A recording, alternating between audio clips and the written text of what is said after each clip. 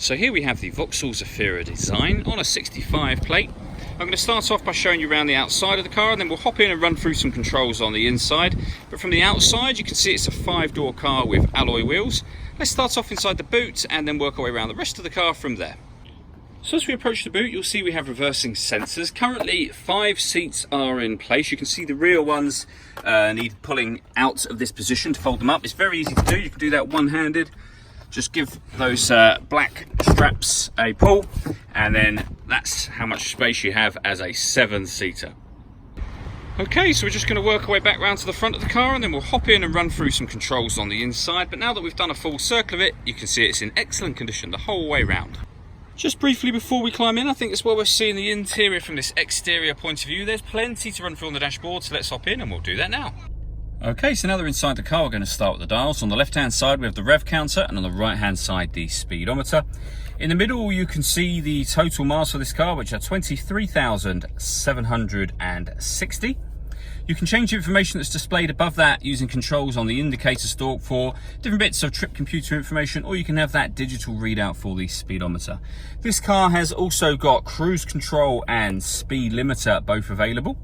If we back out to the steering wheel, the speed limiter and cruise control are just there. On the right hand side we have stereo and phone controls. The phone controls, of course, can only be used after such time as you have paired up your phone, and that is done by hitting the phone button there and then following the instructions on screen, which we're not going to do right now. When it comes to the music in this car, so firstly with radio we've got DAB, AM and FM, as you can see. If you want to listen to your own music, you can do that via the CD player. This car's also got auxiliary and USB inputs as well. Working our way down, you can access those using the buttons just here, and you can see the CD player at the bottom of the unit, and we've got the main volume for the stereo just there. Beneath that we have air conditioning, so you can determine the temperature, hot, cold, fan speed, high, and of course low. And the adjustments that you make do show up on the digital screen above as well. You can determine where you'd like the air to be distributed. Then the air conditioning is on when that light shows. So off, back on again. You can recirculate the air that's already in the car. That's a great way of heating it up or cooling it down quickly, depending on the temperature that you've set here. So you can turn that off very easily as well. We have this nice cubbyhole section, and this opens down into it to reveal a 12-volt charging socket, the auxiliary and USB inputs.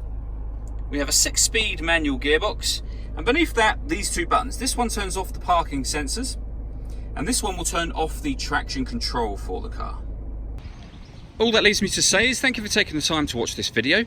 If you'd like to come and see the car in person and have a test drive, please feel free to call any of our MJA sites. We'd love to hear from you soon.